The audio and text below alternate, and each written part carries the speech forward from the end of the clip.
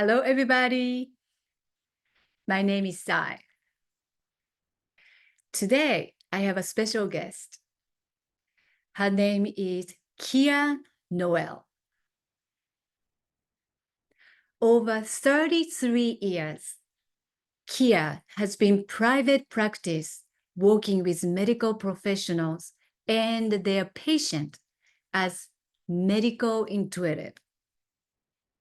Since 2017, she has been teaching accessing intuition.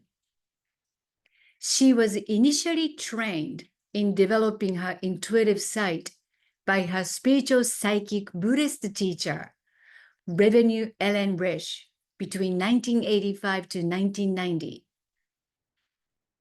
Kia received instructions through her privately weekly at her school TBRL, Tibetan Buddhist Research and Learning. She graduated after 5 years having studied and mastered meditation, intuitive insight techniques, message giving, as well as Buddhist principles. 1991 to 2001, in private practice as a medical intuitive. Her offices located were in Park Slope, Brooklyn, Toms River, New Jersey, and Catskill, New York. She has taught many workshops and courses in New York City areas and Woodstock. Name a few. Self-realization fellowship training in self-awareness. Integrative medical practice run by Dr. Rudy Valentine, author of Radical Healing. Here, Kia was part of the medical practice focusing on an integrative approach. Stargate Mystery School integrated psycho-spiritual healing tools.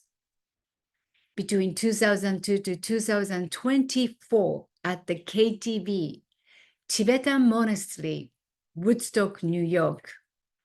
Active member doing years of ongoing training to continually expand her clarity, including a 3-year program to complete Engando. Till present time, she is teaching actively, accessing your intuition, developing your vision in person. Welcome, Kir Noel.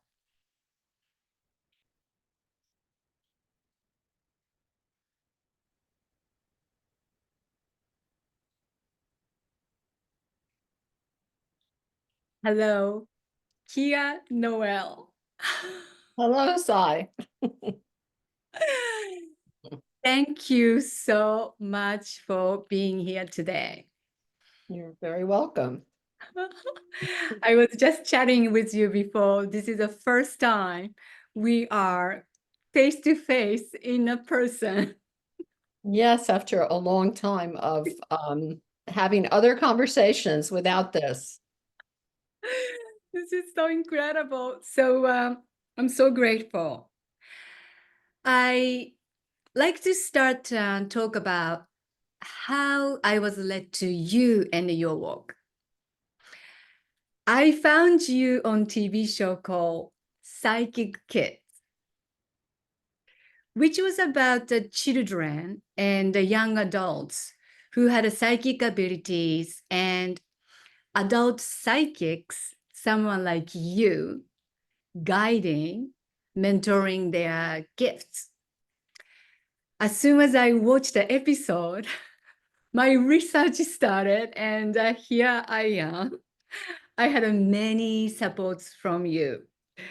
By the way, I did find the episode on the YouTube. So I will put that video in the description below. And out of the many experiences and the support that I received from you, I like to bring the two particulars today. And that blown away. One was I had a skin condition which got developed on my breast, and it looked very concerning.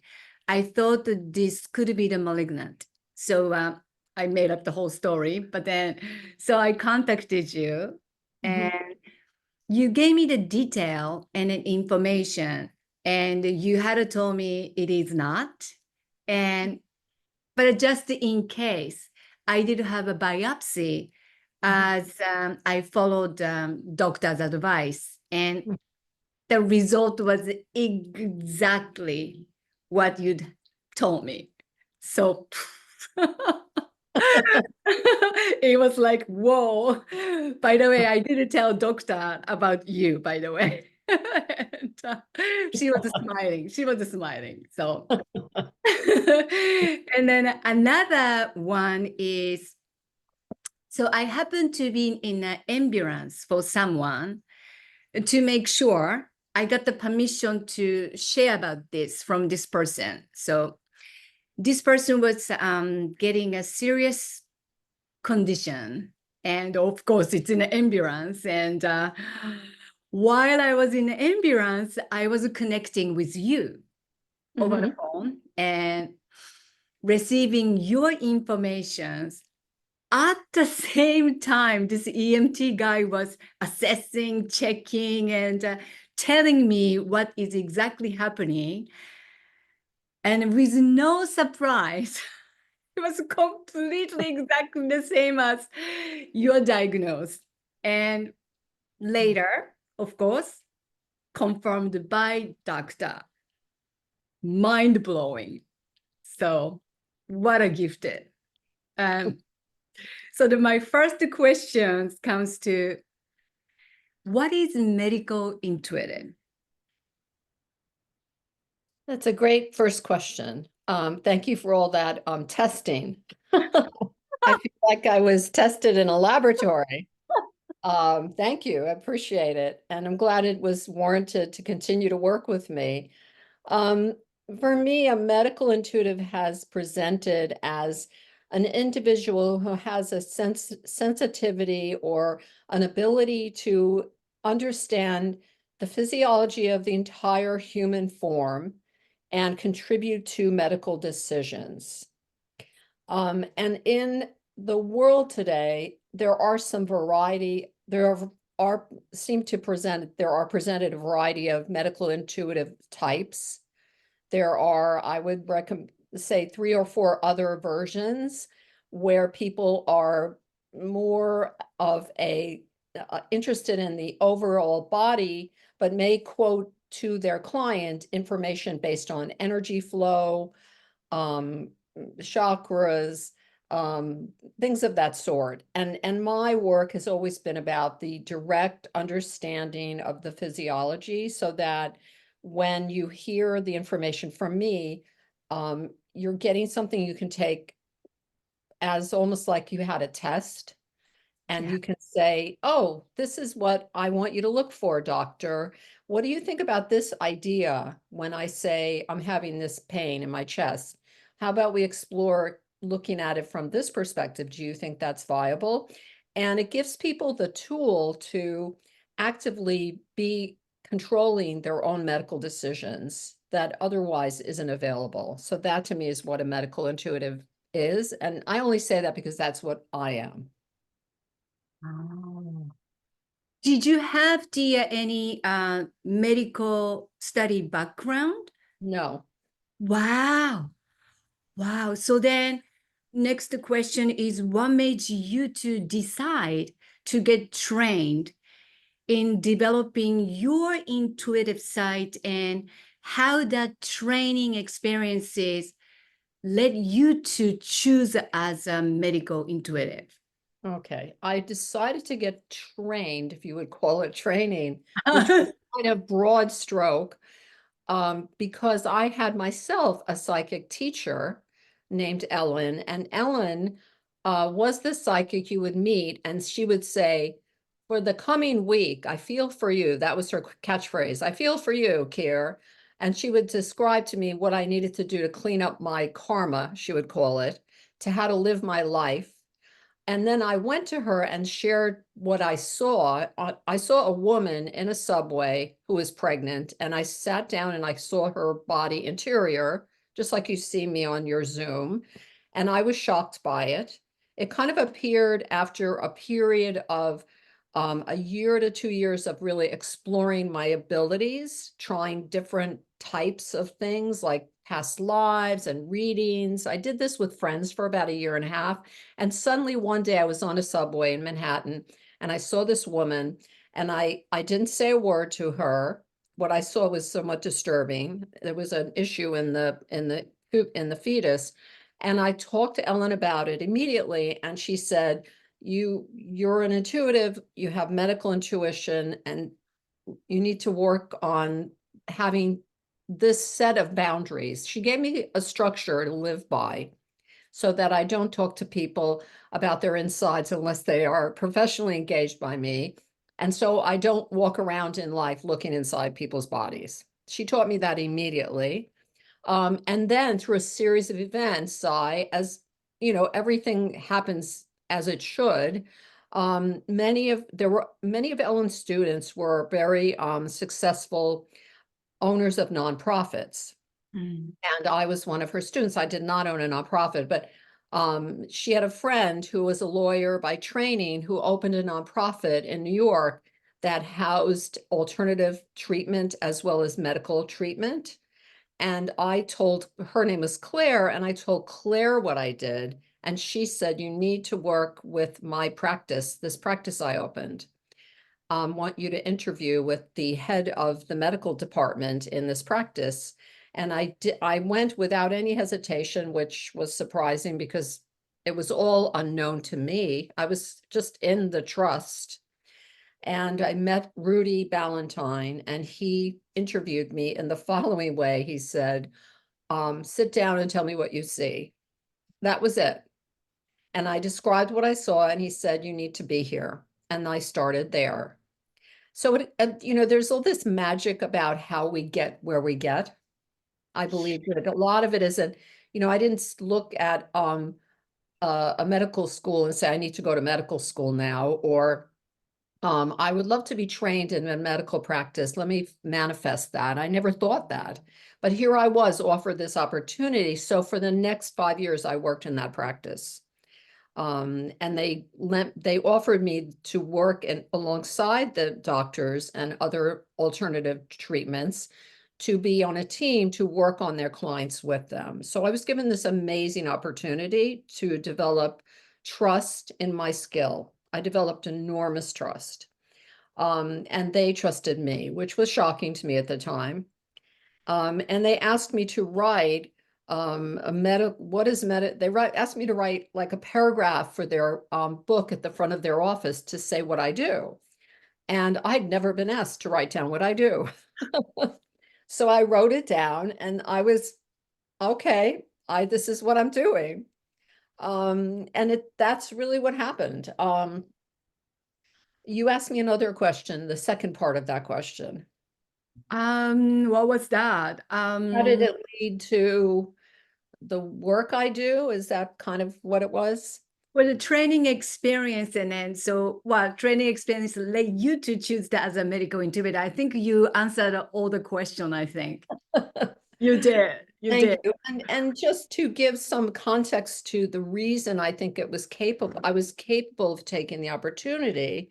I had a very traumatic childhood, and finally in my mid-20s realized I needed to change internally the way I think, and began that process. And so I met Ellen, who was my spiritual teacher, and she offered me Buddhism as a foundation training for that change. So that's sort of, and it corresponded and coincided. They coexisted. So I had the medical training environment with my Buddhist training, all going at the same time. Did you always have, as a young child, do you recall that you had ability for Yes. the you did? Oh, absolutely. As soon as I could remember, I could see other beings in the room. I could sense, I could hear language. I could feel safe in their being a present. They felt supportive. I felt I had a large family around me beyond the family I was given to as a child, because I was adopted. Um, I had a lot of feeling and connection. I had a huge amount of connection to what we would call psychic ability, to make it simple. So you were aware of that your ability as a young child, and Yes. how that experience brought to made you to meet or led to Ellen, for example. Like, what was the connection there? Is that something that you are always curious about your ability to make a decision to go further to develop, or? Yes, in some respect, I met Ellen through friends. And at that moment in my life, I really knew I needed to change the way I thought. Mm. I knew I needed to soften and quiet the programming I was given as a child in my mind, and begin to understand with clarity more what I am and who I am. And I knew that because there was such a traumatic experience growing up, that and I also was so aware that if I didn't change the way I thought, I would become just like the people I was raised by. Mm. And that they had given me a foundation for living that taught me I was not worthy, that I had no value. And when I was in my 20s, I realized that was not the truth. So I found a lot of people in my life. I surrounded myself with people who I admired, who could teach me how to really change the way I thought. And I think of it this way, there was a lot of mud, and I had to, but no mud, no lotus, right? And the mud was there, and I had no clarity, limited access to my skill, I was very quiet, very introverted, unfortunate, and also unable to make friendships. I was a very different woman. I was a very frightened person. And I realized that would eventually end me in the same way my family ended. I see. I see. Wow. Wow. I find you quite funny always when I talk to you. You have a sense of the humor. So definitely the transformation was inevitable, but you are so funny. My strong belief that I always fascinated by the correlation with the somatic.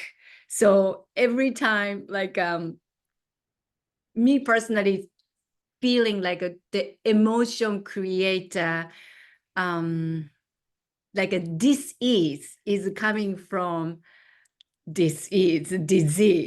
So Mhm. what would you say with that somatic experience, the correlation to the somatic experience and illness? I would say that it does exist, and what that I see it as is the following. So the body has a beginning, a middle, and an end. It's organic. It it transforms, and it heals, and it grows, and then it starts to slowly change. And that ability to heal and grow, and my expression of it is that after 80, that system of automatic healing is slowing down. And prior to that, you have this capacity for healing a physical form that is extraordinary, that sometimes medicine taps into with medication and treatments that we're beginning to understand. We're starting to begin with something like immunotherapy. We really understand it.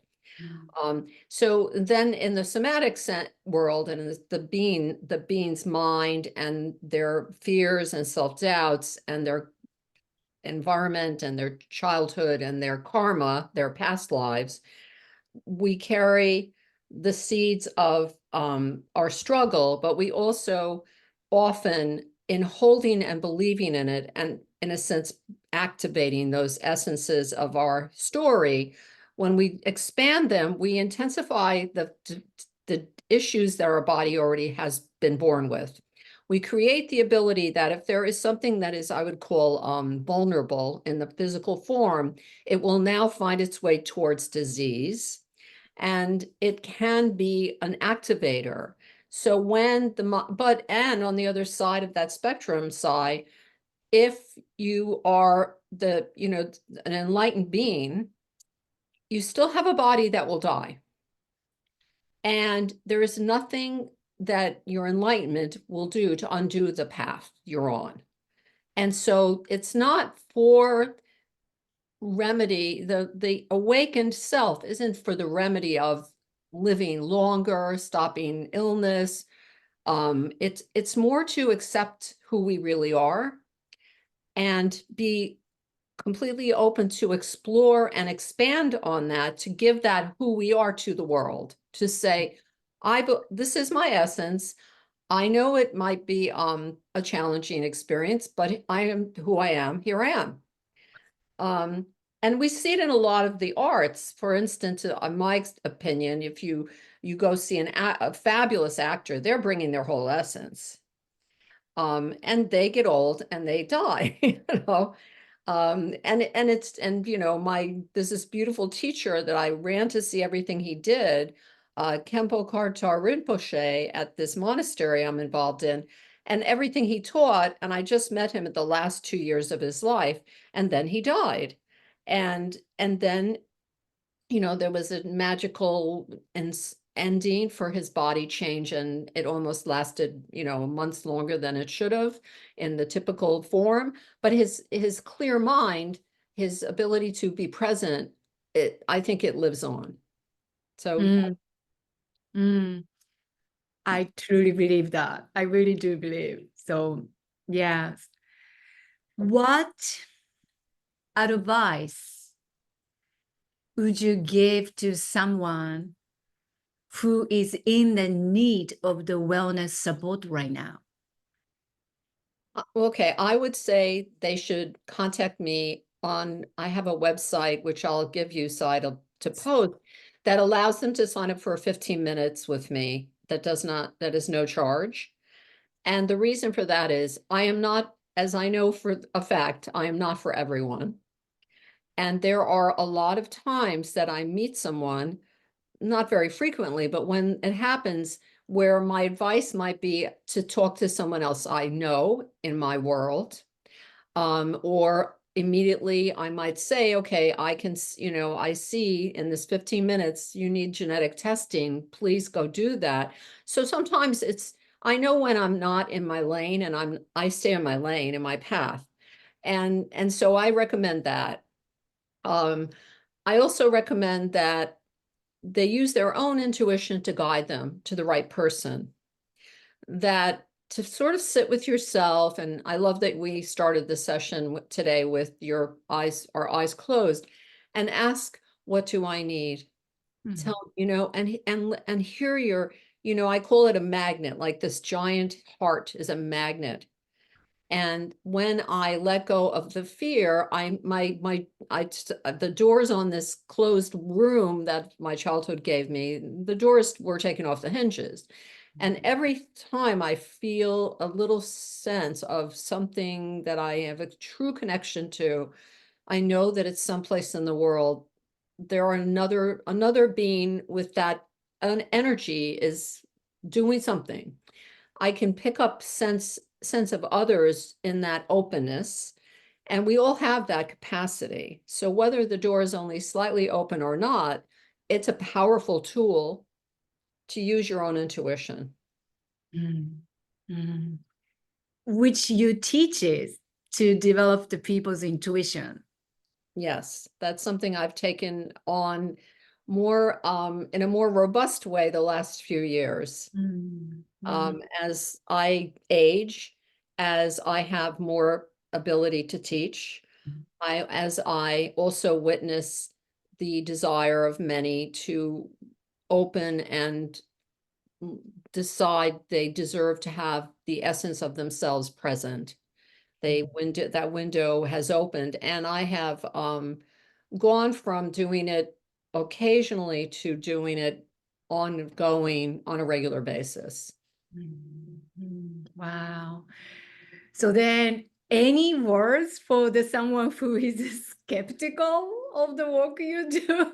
I'm sure you Yes, I love that. I think you should be skeptical. yes, yes. I would be skeptical too. I was.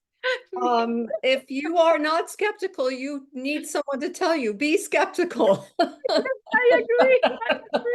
Yeah, I, people don't perceive me maybe, but I am pretty skeptical, by the way. So that's why Good, maybe the many good. tests that I did about you, but you really blow me away. So as the last hour, the time is right here. So one last question to end with. What is a message for humanity right now?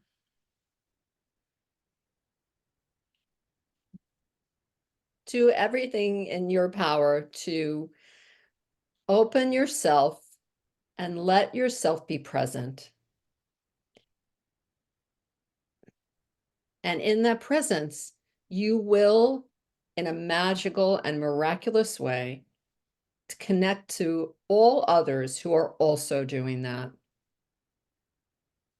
And that is how this world will heal.